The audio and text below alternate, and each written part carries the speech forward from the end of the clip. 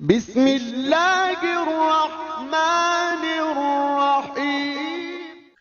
محمد بن ذکوان کہ جو معروف اور ملقب کیے گئے سجاد کے نام سے، یہ وہ عارف کامل کہ جو اتنا گریا کرتا ہے خدا کی بارگاہ میں اپنے گناہوں کو یاد کر کے، خدا کی ہیبت اور خشیت کی بنیاد پر، کہ روتے روتے آپ کی بینائی چلی گئی۔ بعض کہتے ہیں آپ کی بینائی کثرت سجدہ کی بنیاد پر گئی، اتنے سجدے کیے کہ کسی غیر معصوم کو اگر کثرت سجود کی بنیاد پر سجاد کہا گیا تو وہ ہے محمد ابن ذکوان۔ خدمت امام جعفر صادق علیہ السلام میں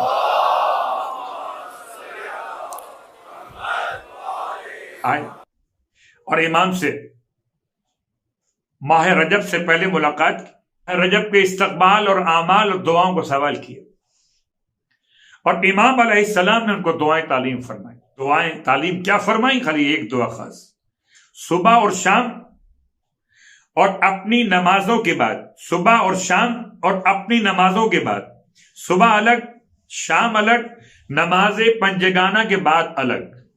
کون سی دعا؟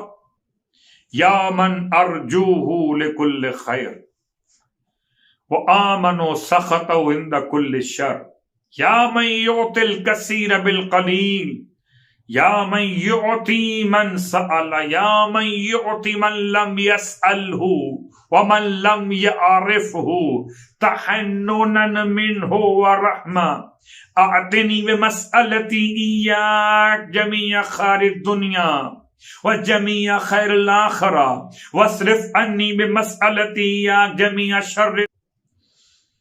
کیا برکتیں ہیں اس دعا کی، کیا اس کے مفاہیم ہیں۔ قسم بخدا اگر وسعت علم